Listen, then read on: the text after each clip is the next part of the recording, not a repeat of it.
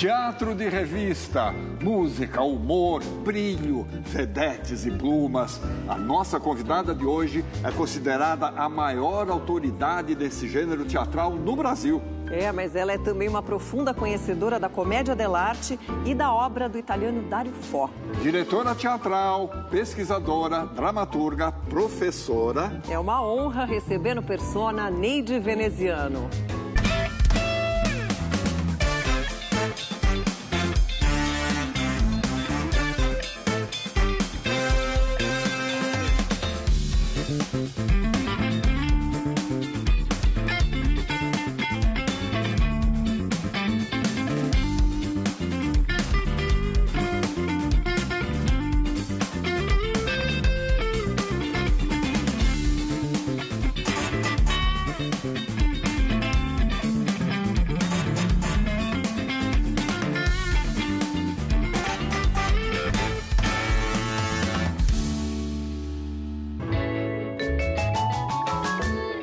Neide, é uma honra te receber aqui no programa.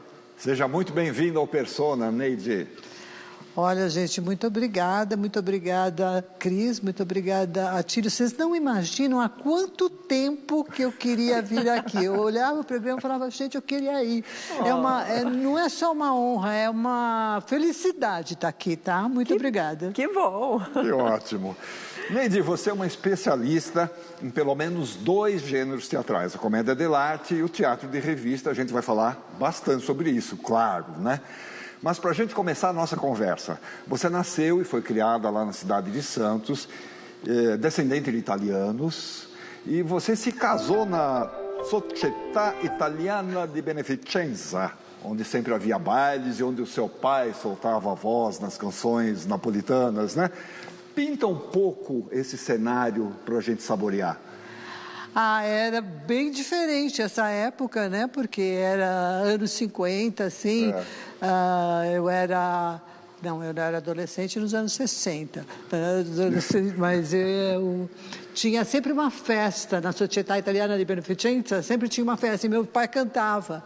E eu falava assim, eu falei no meu livro que a cantora tinha sempre uma blusa de organdi, que ela não mudava, ela cantava sempre com aquela. E tinha um cantor lírico que chamava Ferri, e meu pai cantava junto com ele. E depois as meninas iam dançar com... Era mais ou menos aquilo que contam sobre os filodramatici em São Paulo. Sim. Porque essas pequenas sociedades promoviam casamento entre as pessoas descendentes de italianos, né? Não foi o meu caso, porque eu fiz tudo ao contrário. Quando me mandavam namorar esse, eu ia para aquele. Mas era um pouco assim, eram as famílias que se encontravam, os descendentes italianos mesmo ali. E fazia-se teatro na Società? Fazia e eles traziam. Uma vez eles trouxeram um Pirandello no Teatro Municipal, e eu fui a menina escolhida para levar flores para eles. Achei o máximo. Subi no palco do Teatro Municipal pela primeira vez para levar flores depois do espetáculo do Pirandello. Não me lembro qual é. Porque eu era nova ainda e não entendia muito bem o italiano que eles falavam. Perfeito. Neide, aí por volta dos 7 anos, você já tinha um grupo de teatro em casa, vendia ingressos na vizinhança, e o teu pai te apoiava muito, mas a tua mãe nem tanto, né? É isso mesmo, é exatamente isso. Meu pai achava o máximo tudo que eu fazia, e a minha mãe era meio decepcionada com a profissão, porque eu tinha 2 tios, os irmãos dela, um era compositor de música de carnaval, e o outro tinha programas humorísticos na na rádio, era a Rádio Atlântica de Santos. E ele, de manhã, ele fazia Manhã na Roças, ele fazia todas as vozes, ele mesmo conversava com ele mesmo, eram vários personagens. E a minha mãe achava que não era uma profissão boa, que ganhava muito pouco.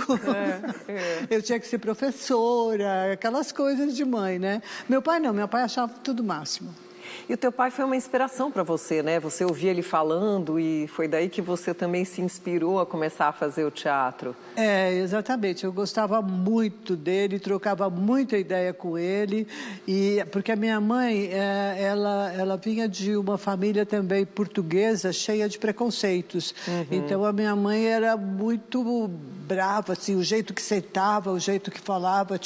Meu pai não dava a mínima e ele achava o máximo as coisas que eu fazia. Foi mais ou menos isso. A história é mais ou menos essa. E o Timirinque 4 a 5? Gente, que é isso? Isso era o nome do grupo que eu fundei, Timirinque 4 a Pink. Mas o meu pai que tinha dado a ideia. Era um grupo de teatrinho da rua Ricardo Pinto e Santos, na ponta da praia. E tinha palquinho, porque a casa era grande, tinha cachorro, até o cachorro entrava em cena. Mas tem um significado, o Timirinque? Não, era meu pai que inventava essas coisas, porque meu pai era muito engraçado também, e ele cantava muito, ele gostava de público, era aplaudido, então ele deu força, entendeu? Ele não era profissional porque não deu, mas ele gostava da arte. Agora, vocês vinham a São Paulo assistir espetáculos teatrais? A família tinha esse hábito? Tinha, quando eu era mais velha, quando eu já tinha uns 14 anos, a gente vinha aos domingos assistir sessões que tinham à tarde. Então eu assisti Sérgio Cardoso e junto comigo no carro vinha Rubens Ewald, que era muito amigo meu, porque os nossos pais eram amigos e nós éramos de Santos. Então ele vinha junto, porque a família dele não tinha esse hábito. E meu pai adorava teatro, então a gente vinha aos domingos. Inclusive teatro de revista ou não? Não, teatro de revista era proibido para menores. E aí dizem que na adolescência você já usava salto alto, batom, desenhava seus próprios vestidos. Isso era uma influência aí das atrizes que você via nos palcos, na TV? Porque era uma época de muita exibição das mulheres. Era uma época em que a mulher era o objeto. E nesse sentido tinha a revista Manchete, a revista Cruzeiro, né? Sim. E eu via aquelas fotos, eu usava um batom chamado Luz Marina, que era uma Miss Universo da América do Sul, né, naquela época. Então, era um batom vermelhão. Eu era metida mesmo. Era metida? Era. Papai gostava? O meu pai gostava, ele não estava nem aí. Minha mãe que achava que estava muito decotada para sair. Agora, você estava lá no colégio Estela Maris, em Santos, quando fez a sua primeira direção teatral. Um texto do Cláudio de Souza. Como é que foi isso? Então, eu nem sabia que esse texto era importante para o teatro brasileiro. Que texto era? Flores de Sombra, do Cláudio de Souza. É o primeiro texto nacionalista que enfatiza o caipira, que começa a valorizar o homem do campo no Brasil. E eu achei esse texto nas coisas do meu tio, que fazia também radionovela. E aí eu achei esse texto e comecei a ler, falei, vou montar. Montei lá no Colégio das Freiras, né? Tinha palco, tinha iluminação, tinha tudo. Eu tenho fotos. Foi um sucesso, mas foi assim 2 dias, né? A gente ficou ensaiando. Gilda Vandenbrand fazia parte. Olha. Ela era da minha classe. Tudo começou ali. As freiras deixavam a gente fazer. Estimulavam. Só que no fim elas reclamaram que a gente ia no banheiro fumar. Mas era cigarro mesmo, porque na época era moda, né? Então a gente ia fumar escondido das freiras. Aí elas descobriram e quase que cortaram o teatrinho. Bom, e durante algum tempo você e umas colegas tiveram um grupo de declamação, né? E vocês se apresentavam em festas e eventos cívicos. Como é que era? Então, vamos prestar atenção como é que acontece. De repente, acho que são os astros que unem as pessoas, porque é muito engraçado o ambiente em que eu cresci nessa época, né? Eu estava no Colégio São José, aí tinha mudado, porque eu estava fazendo curso clássico, não estava mais no Estela Maris, e na minha classe estava a Jandira Martini, que virou a minha melhor amiga. A Eliana Rocha estava fazendo científico, mas também era da mesma faixa etária, também estava no Colégio São José. E aí, a gente tinha uma professora de português maravilhosa que dava poesias de jograis para a gente ler, falava da literatura portuguesa, né? E naquela época tinha aquele grupo, os jograis. Uhum. E eu achava lindo. E eles se apresentavam, às vezes, no palco do Colégio São José, porque tinha um palco lindo lá. Não era igual o palco do Estalamares, onde tinha feito a primeira peça. Era os jograis de São Paulo, né? Era os jograis de São Paulo. Isso. Eu fiquei apaixonada para eles. Meu pai foi rei, não foi. Que eles faziam os sapos, né? E eles faziam um monte de sons com a voz, né? Meu pai foi à guerra. Não foi. Não foi. Meu foi rei. Não foi. Não foi. Aí comecei a perturbar as duas, falei, vamos fazer um grupo de declamação, fizemos e começamos a fazer sucesso. Depois a igreja chamou a gente para anunciar no microfone lá que vinha a Virgem de Fátima, digamos 3 vezes salve, chegou a Virgem de Fátima, salve, salve, salve, a população respondia. Então a gente começou a pegar um gosto por aquilo, sabe, que a gente dominava as plateias, a gente falava e as pessoas riam ou ouviam, então era muito bom. A Jandira tinha um vozeirão, eu era intermediária, mas eu já era a que dirigia as coisas, que achava as poesias, que resolvia o que a gente ia fazer. E o meu pai começou a escrever para o grupo. Então a gente se divertia, a gente fazia todas as vozes e todas as brincadeiras, porque ele era muito engraçado também. Então ele escrevia para nós. E aí depois, quando você estava na faculdade de filosofia, você participa da criação do grupo do Teatro Experimental TEF. Esse foi outro grande encontro. Porque logo de cara teve um show de calouros. Uhum. Aí no show de calouros, nós não tínhamos um menino para fazer alguma coisa, para fazer um papel lá que a gente queria. Eu e a Jandira estávamos organizando o show de calouros, éramos as calouras, né? E aí a gente lembrou do Neila Torraca, que fazia o Capitão Gancho no Colégio Canadá. Sim. Canadá era estadual. Aí a gente chamou o Neila Torraca para fazer, ele não era da faculdade. E aí entrou o Sofredini para dirigir. Então, sabe, juntava tudo. Pensa assim como é que era. Então, era um ambiente, e esse TEF foi muito famoso. Onde a gente ia, a gente ganhava todos os prêmios, todos os festivais. Aí, do primeiro ao último ano da faculdade, nós fizemos peças do TEF.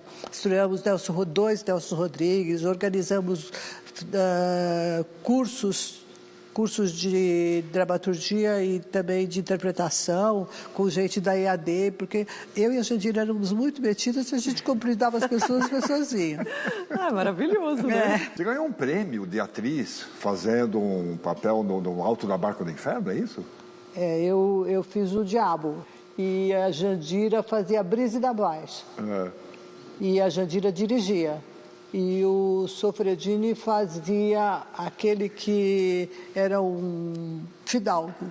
E o Rubinho, Evald, entrou com pseudônimo, porque a família dele não podia saber que ele estava fazendo teatro e ele não podia dizer que eu era de teatro, que a mãe dele ia brigar porque ele estava andando comigo, que eu era má influência. Bom, o fato é que a sua vida teatral lá em Santos era muito ativa, né? Você atuou, dirigiu inúmeras peças por lá, trabalhou como atriz. O Teatro de Santos sempre foi muito forte. Vários grupos, festivais, inúmeros artistas, você citou alguns, mas tem muitos mais que foram revelados lá na cidade.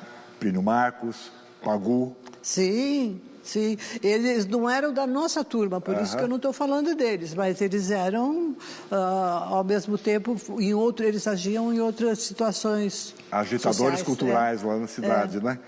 Você pode dar um rápido panorama desse período lá de Santos? Olha, era um período difícil. Quando eu entrei na faculdade em 64, tá? E estava estourando tudo. A gente tinha um professor muito moderno, padre, e tinha um outro professor que era muito tradicional. O professor tradicional pôs uma mala aqui e falou assim, aqui tem uma arma. E ele era padre. Isso, assim, logo no começo, porque em março de 64... já estava estourando tudo, né? Então era assim, muito preconceito de um lado, muito preconceito de outro também. Os padres também queriam saber com quem a gente andava. Esse era o panorama de pessoas, de jovens, né? Porque ali a gente já não era mais adolescentes, mas nós éramos muito jovens e eu acabei casando com o diretor do centro acadêmico, que era o Perito.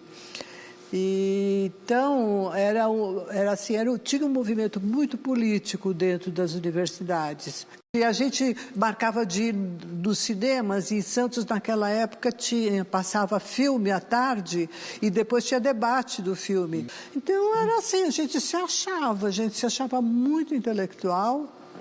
E a gente ia nos bares, a gente nem olhava para os caras para dançar, porque a gente não queria, a gente ficava discutindo as coisas. Nós éramos muito metidas. Que ótimo. Bom, Neide, a gente tem uma mensagem para você. De quem será? A Neide é uma mulher de teatro como poucas. Uma grande pesquisadora, uma grande diretora, uma pessoa que está sempre se inovando, sempre... se revendo. É uma pessoa com a qual a gente aprende muito. Nós tivemos um grupo juntas durante 10 anos na cidade de Santos e eu aprendi muita coisa do teatro popular, especialmente na área da revista, né? Que a Neide é mestre em revista.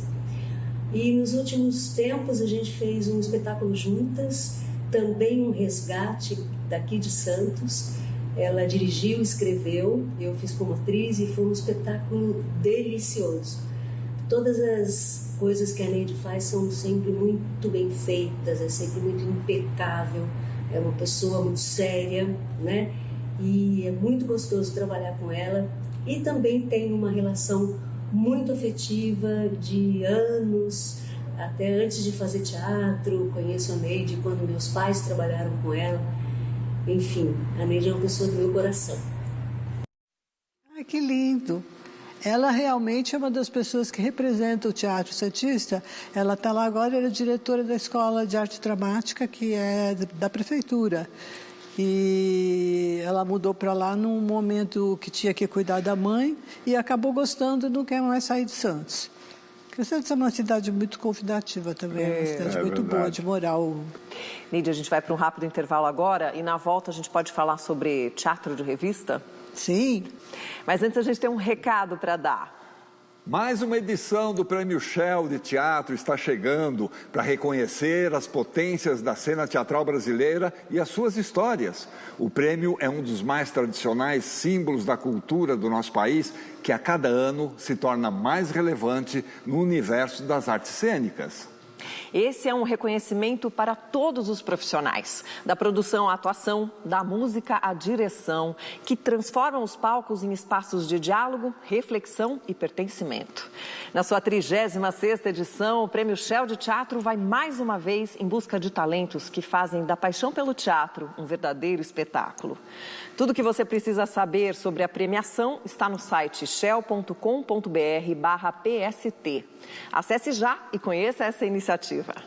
Pronto, o Persona volta já para continuar nossa conversa com a Neide Veneziano.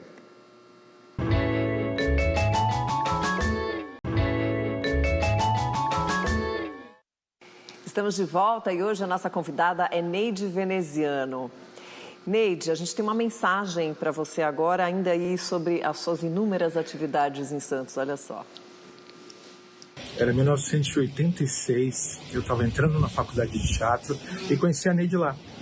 Ela era minha mestra particular, especial, divertida, inteligente, chique, um repertório impressionante. E nesse mesmo ano a gente teve ali a sorte de o Sesc de Santos estar abrindo um grande teatro e ficou decidido que seria uma peça com atores santistas. E era o Noviço. E eu entrei também na oficina que a Neide também ministrava e fui escolhido para fazer o Carlos, o Noviço. protagonista, e isso abriu uma porta na minha carreira, impressionante. O Noviço ali foi um embrião para nós dois. Eu estava num momento de transição vocal, então eu começava a falar grave, ficava fino, começava a falar fino e ficava grave. Isso poderia ser um grande problema para um personagem que não parava de falar, e ela teve uma sacação genial: vamos transformar esse limão numa super caipirinha. E ela exagerou esse meu momento vocal.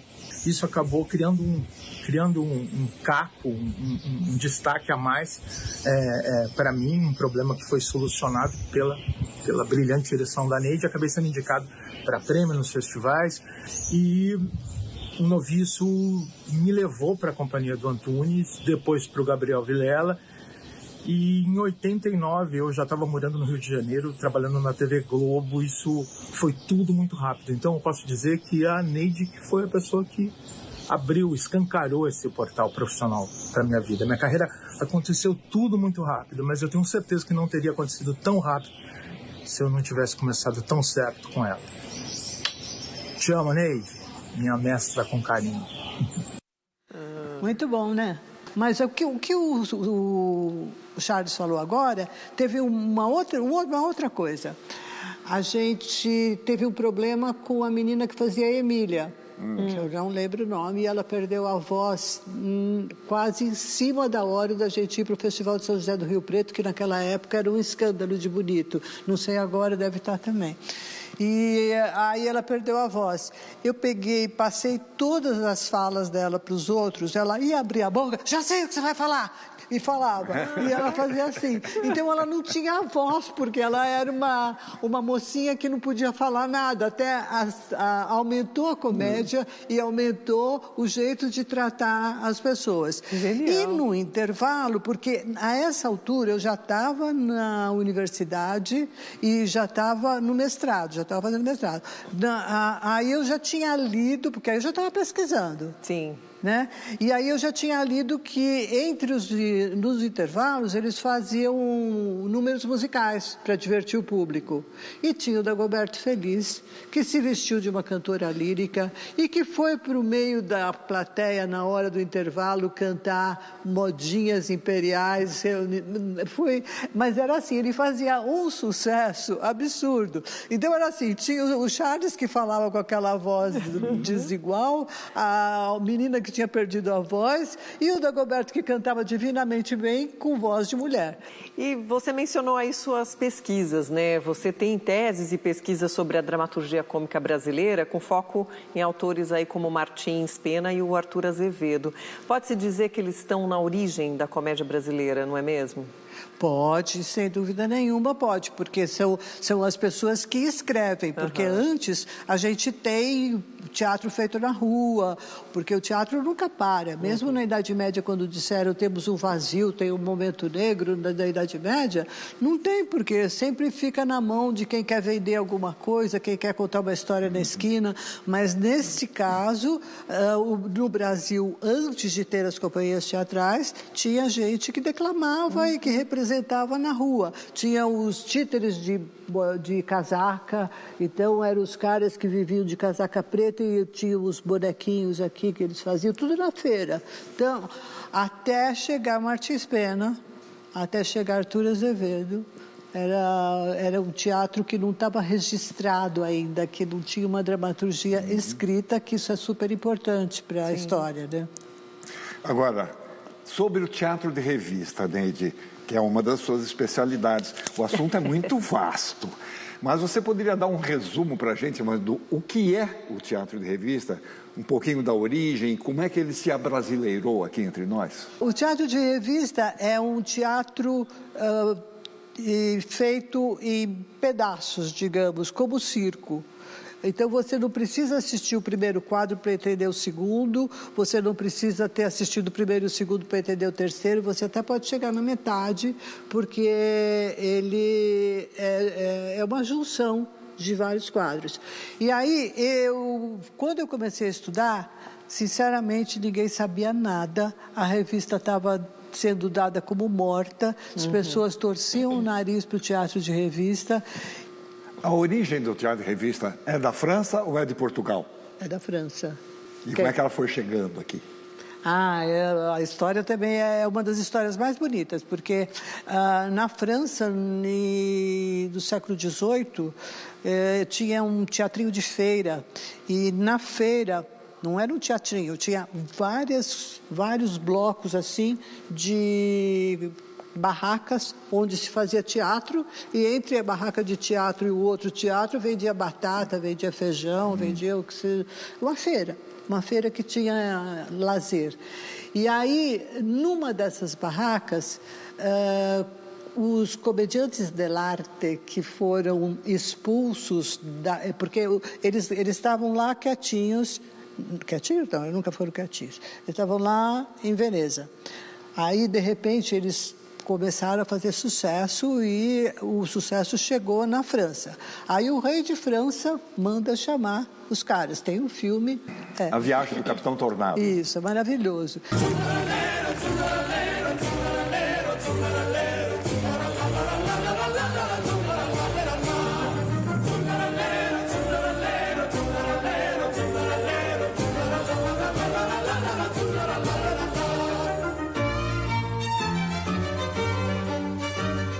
E aí eles vão para lá e vão para a corte.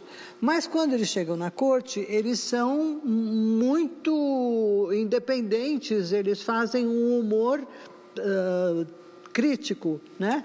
E aí eles começaram a fazer crítica ao rei, crítica às diferenças sociais, às diferenças classes, e faziam imitação. E eles são expulsos.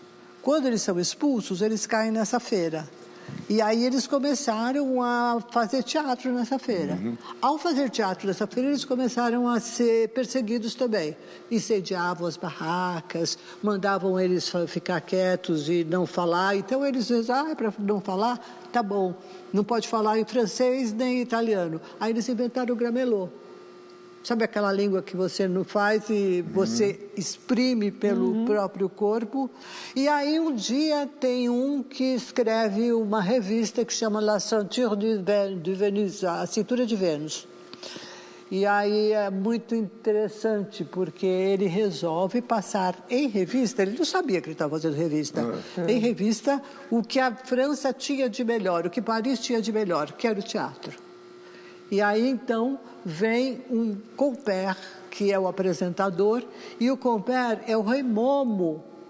Olha como ela já era carnavalesca. E aí eles fizeram vários quadros e começou, então, o teatro de revista, porque a partir dali, eles perceberam que eles iam fazer eles deveriam fazer a revista de fim de ano, La Revue de Fin d'Année. E essa revista pegou e não parou nem na Revolução Francesa. Todo ano tinha uma revista de final de ano. Os acontecimentos do ano, mas musicados e com comédia, né? Agora, como é que isso chega em Portugal? Então, aí nesse momento ela já está se expandindo. Como é que ela chega, não sei, mas é assim... Pessoas que iam e vinham, porque era relativamente perto, e porque eles viajavam, né? Portugal adotou a revista, né? Sim, adotou e também foram perseguidos pela lei Lopouvage também, porque eles falavam muito de política. E porque era um teatro de manifestação política também, né?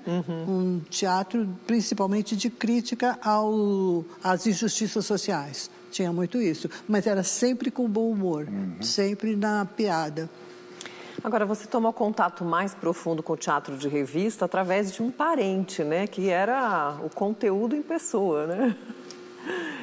Então, eu tinha o meu sogro, que também já morreu faz tempo, ele tinha sido ator de teatro de revista. Ele fugiu com a companhia da Lison Gaster. E aí ele me deu um monte de textos, me contou como é que era. Foi aí que eu arrumei o livro sobre São Paulo, porque o meu primeiro, que é o Teatro de Revista, Dramaturgia e Convenções, é a tese de mestrado. Tese não, é a dissertação de mestrado. E o meu segundo, que é de Pernas para o Ar, é o Teatro de Revista em São Paulo.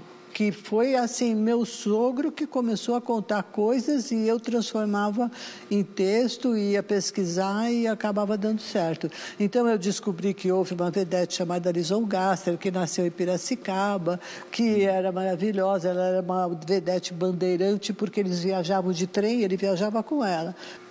Uma das grandes atrações do teatro de revista é justamente a vedete, né? Talvez a mais popular das figuras do teatro de revista. E nós preparamos um quadro sobre essas beldades que cantavam as plateias, né? Olha só.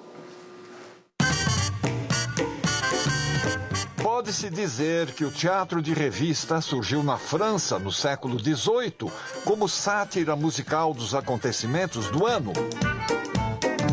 No Brasil, o gênero ganhou força no início do século XX, com influências portuguesa e francesa, e misturava humor, crítica social, música e dança, tornando-se um dos formatos teatrais mais populares do país. Nesse contexto, surgiram as vedetes, estrelas femininas que dominavam o palco com charme e talento. As vedetes marcaram toda uma época.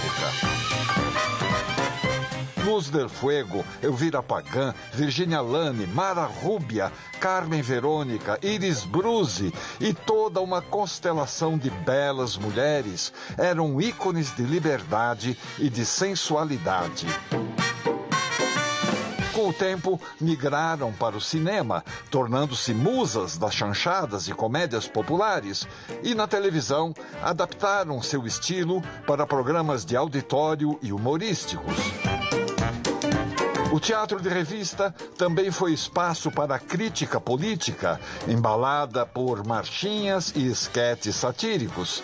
Seus figurinos exuberantes eram o centro das atenções e a sua influência permanece ainda hoje nos musicais e espetáculos contemporâneos. Ah, que lindo, que montagem bonita, isso é bonita. Mas a vedete é uma criação brasileira ou ela já veio na revista portuguesa? Não, a vedete é francesa. Aliás, o nome vedetta vem da Itália. E era uma espécie de pessoa que ficava no alto, um vigia. Depois, como ficou no alto o nome da atriz, ela virou a denominação vedete, vedetta, passa para a atriz que é a estrela do espetáculo, né? E ela começa na França, porque a França tem muita sensualidade também. E também a gente teve um momento aqui no Brasil, isso bem antes, que veio uma atriz francesa chamada Aimée. Ela era maravilhosa. E Machado de Assis ficou apaixonado por ela. Ela chamava o Diabinho Negro, o Diabinho Loiro, perdão. Esse Diabinho Loiro, quando foi embora, levou um monte de riquezas do Brasil, porque ela ganhava muitos presentes. E as mulheres, as esposas, foram soltar rojão no porto porque ela tinha ido embora, porque os maridos só queriam saber delas e ela era... Então, assim, era uma profissão que confundia as coisas também. E era um momento diferente do que a gente vive hoje. Era muito mais preconceituoso e muito machista. Os espetáculos de teatro e revista, eles têm uma estrutura mais ou menos fixa, né? Quadros, números cômicos, música, os números de plateia e tal. Como é que eles eram estruturados, assim, de um modo geral, vai? Olha, eles eram... A estrutura era fixa mesmo, né? Então tinha a abertura, que era o prólogo. Do prólogo, se o prólogo era bom, a revista seria boa. Então a revista dependia do prólogo, precisava ter uma abertura grandiosa. Depois começava a ter intercalado número de fantasia, que eram as danças, que eram os números de fantasia, né? E depois tinha número de cortina, quando alguém ia na frente da cortina cantar uma dupla caipira, contar piada. Quer dizer, fechava-se a cortina para mudar o cenário. Para trocar o cenário, né? Então, era isso. Então, eles tinham sempre 3 telões e ainda cortina ligeira, que era uma cortina que ficava atrás do pano de boca do teatro. O pano de boca do teatro só abria e fechava no final, no começo e no final, que é aquele vermelho de veludo. Mas atrás disso tinha uma revista, uma ligeira, que subia assim. Tudo isso, assim, numa época em que a gente não tinha os efeitos de iluminação que a gente tem agora. Então, eles apagavam as luzes, eles faziam descer, e as mudanças de cena eram feitas em cena aberta, o público adorava ver isso, a mutação em cena aberta, e punham música. Eles sabiam muito fazer espetáculo. E tinha os números de plateia? O número de plateia era só da Vedete. Da Vedete. Então, aí a gente tinha os números de fantasia, os quadros de fantasia, tinha os esquetes, que muitas vezes eram políticos, tinha os números de cortina, que eram feitos na frente da cortina, e tinha o da Vedete. A Vedete, para chegar a ser a estrela da companhia, ela tinha que percorrer uma longa jornada, né? E ela tinha que se apresentar, mas ela tinha que ter uma capacidade de improviso muito grande, porque eles davam a letra da música, a música que ela ia cantar, e era sempre com duplo sentido, que era o tal do double son. E aí, elas falavam double son. E aí, elas faziam isso, mas elas tinham que explicar. E além de explicar, elas entravam na política e cutucavam todo mundo. Aqui em São Paulo, a Heloína, quando ela pegava político na plateia, ela destruía. Ela era muito brava para fazer isso. E elas tinham que ter cabeça para isso. Então, elas tinham que saber o que estava acontecendo politicamente. É impressionante isso. Agora, Neide, toda essa sua dedicação, né, esse seu estudo sobre o teatro, te levou naturalmente à academia, né? Você tem mestrado, doutorado, pós-doutorado, livre docência... Tudo em teatro. Falta alguma coisa? Acho que não, né? Mas tem alguém que fala sobre isso com bastante propriedade, olha só. Se a gente perguntar para um GPS onde é que a Neide Veneziano se encontra, é muito provável que ele mostre um teatro ou uma escola de teatro. Então, por falar em GPS... A primeira vez que eu andei num carro com GPS foi da Neide, já faz bastante tempo. Ela estava toda orgulhosa de ter instalado um GPS no carro dela e a gente batizou o GPS de Yoko, porque era uma voz oriental feminina e a gente lembrava da Yoko. A verdade é que o GPS não funcionou e a gente rodou o bairro procurando a casa da Maria Lúcia Candeias, que estava fazendo aniversário. Maria Lúcia Candeias indicou o nome da Neide para integrar o quadro de professores do Departamento de Cênicas do Instituto de Artes da Unicamp, que eu tinha fundado. Veio um trio via USP, que foi a Neide, a Maria Lúcia e o Márcio Aurélio. Foi um trio que ajudou muito as cênicas da Unicamp e é preciso que eu diga que a Neide eu já conhecia desde 1966, eu tinha 25 anos, ela devia ter 22 anos naquela época. E nós estávamos montando a falecida do Nelson Rodrigues em Santos. Já naquela época, o grupo era da Faculdade de Filosofia, chamado TEF, e a Neide mantinha então um vínculo que eu acho que ela nunca perdeu ao longo da vida com a academia. É uma querida, é uma grande professora, é uma amante da juventude, é uma mulher muito alegre que mora no meu coração. Bom, né?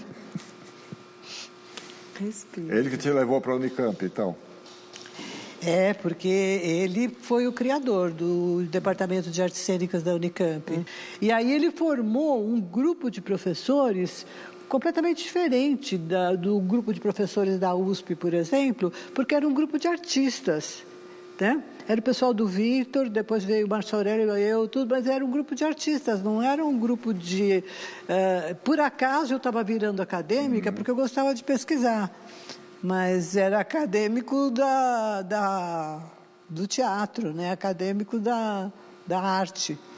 Neide, a gente vai para mais um intervalo, mas no próximo bloco a gente fala de outro assunto que você domina, que é a comédia dell'arte.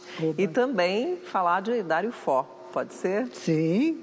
Voltamos já com Neide Veneziano. Tá. Estamos de volta para continuar a nossa conversa com a Neide Veneziano. Agora vamos começar a falar sobre o Dario Fo? Sim. Mas antes disso, a gente vai te mostrar um quadro que a gente produziu sobre esse genial gente, que legal, dramaturgo. Assim. Dario Fo, um dos dramaturgos mais provocadores e inventivos do teatro europeu do século XX, nasceu na Itália em 1926, onde construiu uma obra marcada pela sátira política, crítica social e humor ácido. Inspirado na comédia dell'arte, criou personagens populares e irreverentes que desafiavam o poder e a hipocrisia. Seus textos misturam farsa e denúncia com forte engajamento político. Entre suas obras mais marcantes estão Morte Acidental de um Anarquista, Mistério Bufo e Arlequino. Dario também atuava como diretor, ator e cenógrafo, atividades que lhe davam domínio completo da cena. Em 1997, recebeu o Prêmio Nobel de Literatura, reconhecido por dar voz aos oprimidos com humor e inteligência. Ele acreditava que o teatro devia ser acessível, combativo e transformador. E seus espetáculos eram apresentados em praças, fábricas e espaços alternativos. A obra de Fo influenciou gerações de artistas em todo o mundo, como a nossa convidada de hoje, Neide Veneziano.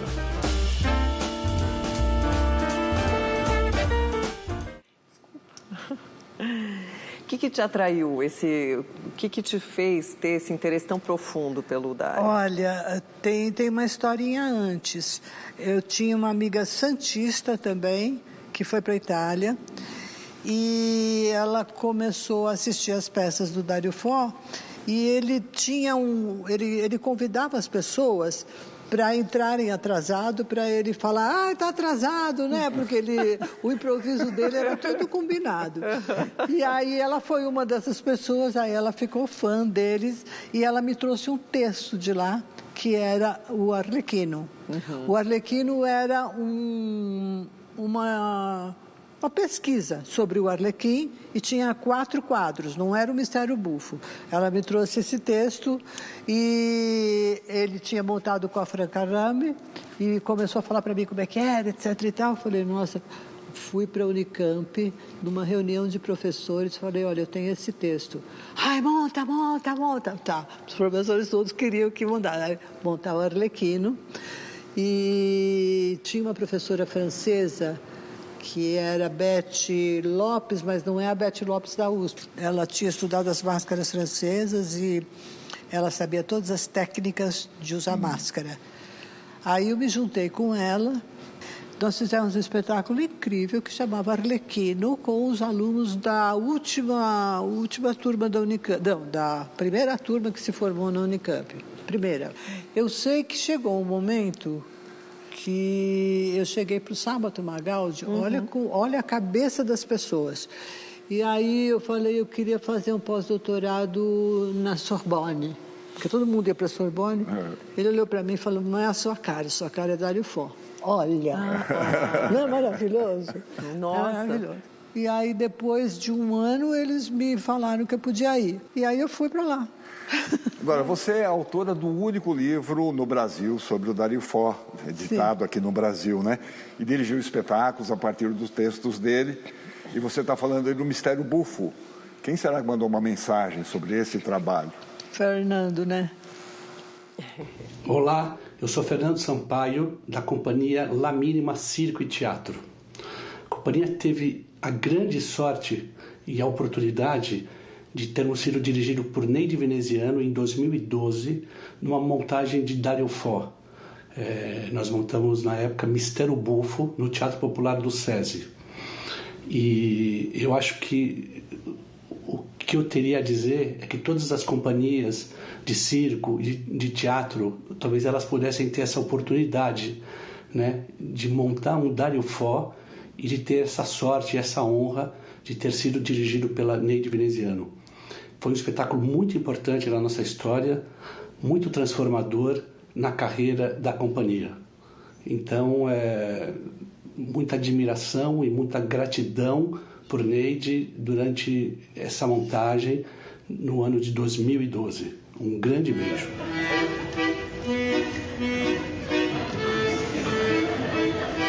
Eu sinto um calor tão grande quando escuto suas palavras. Sério? Meu louquinho boba. Gente, eu não tenho essas imagens. Não? Não, depois você vai me dizer onde você conseguiu. A gente vende para você.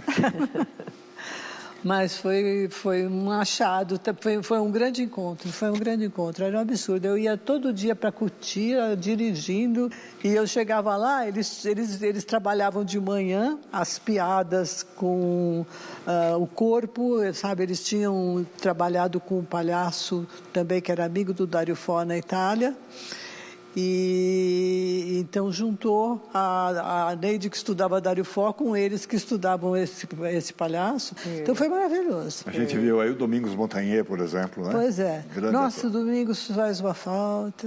E grande Fernando Sampaio, Fernando Paz, né? Um grupo...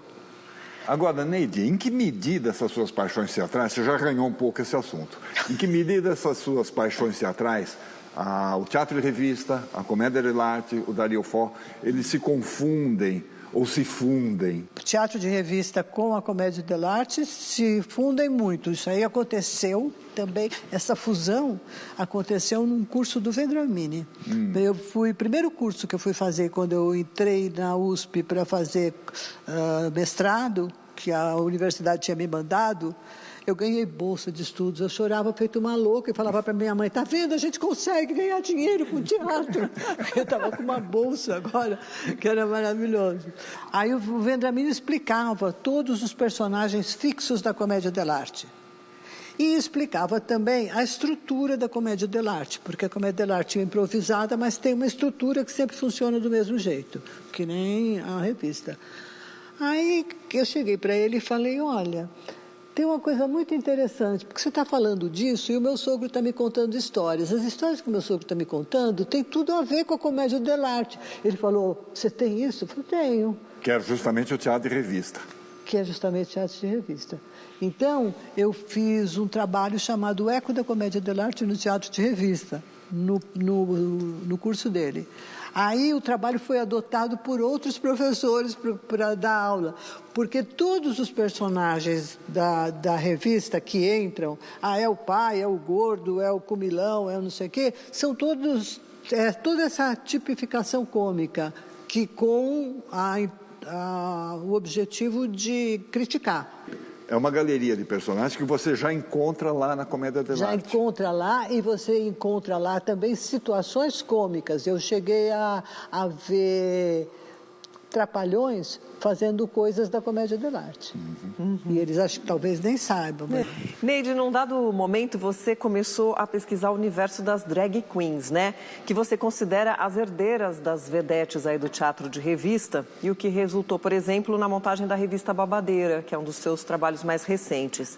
O que te levou a essa conclusão? Eu já estava com isso na cabeça, que eu tinha que dar um jeito de pegar a revista, e a revista não podia ser machista.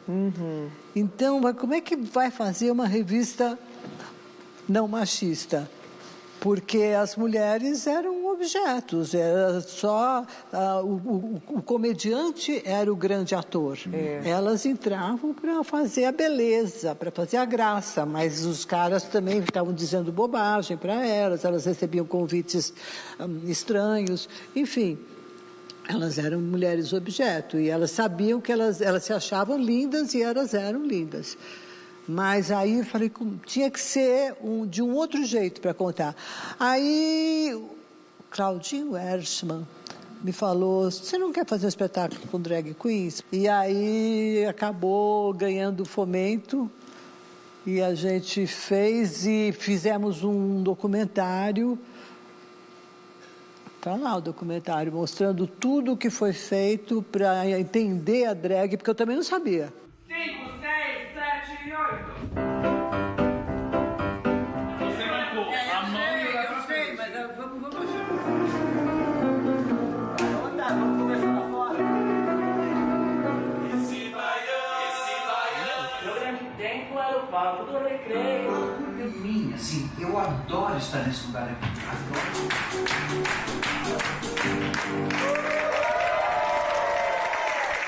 Porque assim, eu gosto de todos os gêneros marginalizados. Eu gosto porque, por vários motivos, até pela influência da Franca Rame. A Franca Rame era mais próxima do que o Dário, porque ela me recebia sempre na casa dela, tenho foto na cozinha com ela. E a Franca ia falando coisas assim que eu falava, gente, todos esses gêneros marginalizados, eles são políticos. E eles, a gente vai assistir uma peça muito intelectual, então ela fala assim, tem uma fala de Brecht, que eu não sei se é de Brecht ou se é de Franca Rame, porque não dá para saber, que ela dizia assim, os intelectuais dizem coisas simples de um jeito difícil. E o povo mergulha em coisas complexas de um jeito muito fácil. Entendeu? A linguagem do povo é simples, mas é profunda. A linguagem era uma crítica mesmo, né? E ela falava isso, eu falava, nossa, mas é verdade, porque a gente vê esses italianos que vieram para cá, o povo, como é que se forma, tudo. Outro que estudava muito junto comigo era o Sofredini. O Sofredini também tinha uma linguagem de teatro popular muito forte. A gente ficava assim, eu tinha carro já, eu era filhinha de papai, e a gente ia para a faculdade, eu passava na casa dele. Mas aí, à noite, quando a gente saía, a gente ficava até de madrugada conversando no carro, porque não tinha assalto naquela época. Sofredini, inclusive, fez uma pesquisa sobre as drag queens há muito tempo atrás, uns 15, 20 anos atrás. Começou a mergulhar o Sofredini andava na mesma coisa, mas a diferença é que ele pegava a pesquisa e já fazia uma obra de arte, porque ele era um poeta. Eu não, eu ficava fazendo livros.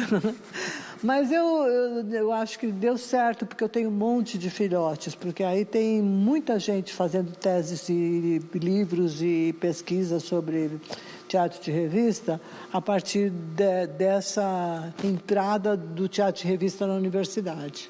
Mas é impressionante, eu acho que elas são as herdeiras, porque só elas usam esses figurinos agora, só elas exibem essa sensualidade, mas essa sensualidade os caras não têm coragem de rebaixar como eles rebaixavam as mulheres.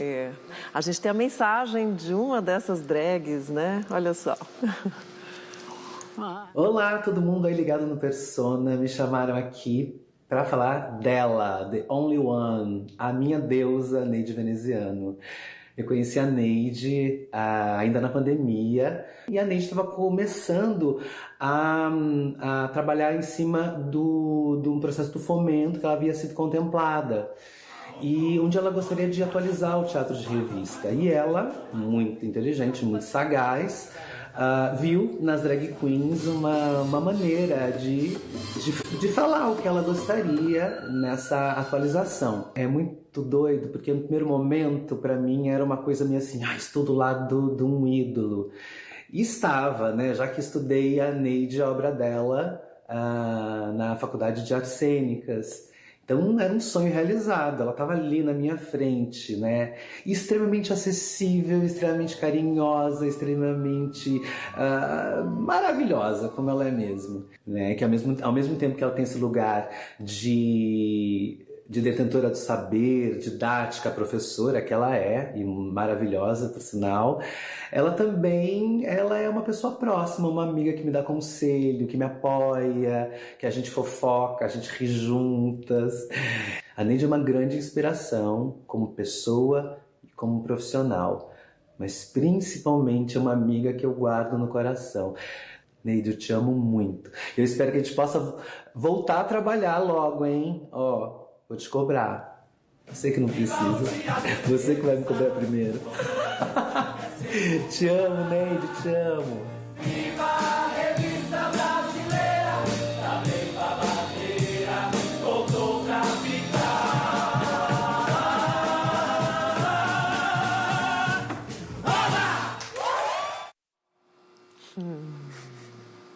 Esse deu certo também.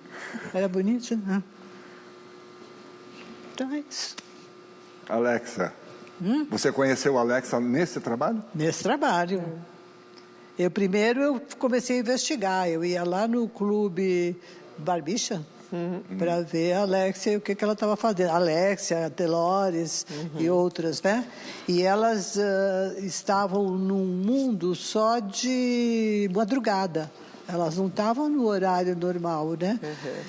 Então, o que aconteceu com a revista Babadeira foi que a gente trouxe também a drag para os horários de teatro. Ela estava fazendo teatro. Sim. Quando eu peguei o Fomento, a gente preparou todo mundo para cantar, porque muitas delas só faziam dublagem, né? Então, era um outro jeito. Elas eram pessoas da noite que se apresentavam muito bem e elas sabiam se montar. Eu não sei nada disso, mas ao mesmo tempo elas também aprenderam. Então assim, eu aprendi com elas, elas aprenderam comigo. Foi assim. Foi muito legal, muito, muito, muito. Neide, muito obrigado pela sua presença aqui. Foi um prazer conversar com você, aprender tanta coisa aí sobre todo esse seu campo de pesquisa e a sua paixão, né, pela revista, pela Comédia dell'arte, pelo Dario Fo, pelo teatro, enfim, né? Muito obrigado. É realmente admirável ver como você transborda conteúdo e paixão pelo teatro. Obrigada pela sua presença. Nossa, eu que agradeço super, porque eu sonhava vir aqui. Eu fiquei cutucando ele, falei, me chama logo, porque eu estou perdendo a memória agora. Neide, obrigado também por ter aceitado encerrar o programa com um poema sobre o teatro de revista, né? Enquanto você se prepara, nós vamos nos despedindo, voltamos na semana que vem com o Persona. Lembrando que se você quiser rever ou recomendar, o nosso programa está na página do YouTube e a gente se vê no próximo programa. No palco aceso de luzes e risos, desfila a vida em plumas e brilhos. O teatro de revista, travesso e sagaz, é espelho da rua, do povo, da paz. Com pernas ao alto e sátira fina, mistura o cancã com crítica ferina. Entre machinhas e piadas brejeiras, revela verdades em vestes ligeiras. É o samba que dança com humor. É o grito do povo em tom sedutor. É o Brasil que se pinta de cor num palco que vibra com riso e ardor. Atrizes em cena, com charme e poder, fazem do gesto um modo de dizer que a arte é política, é festa, é paixão, é o riso que cura, é a provocação. E mesmo que o tempo tente apagar, o brilho das plumas há de ficar, pois o teatro de revista é memória, é palco, é povo, é história. Gente, tá maravilhoso.